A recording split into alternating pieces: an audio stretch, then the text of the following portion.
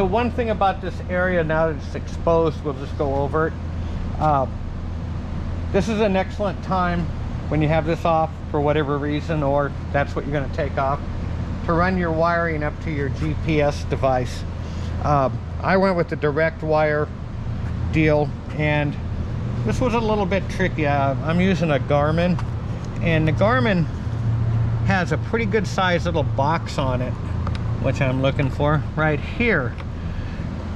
This box will not slide down from the top, so I ran the wires up from the bottom, and it was really quite easy. When you have this off, you can just run the wire down the side here, down here, bring it up here.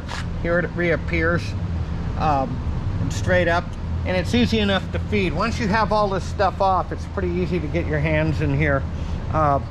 Just letting you see where it goes. Worked out just fine.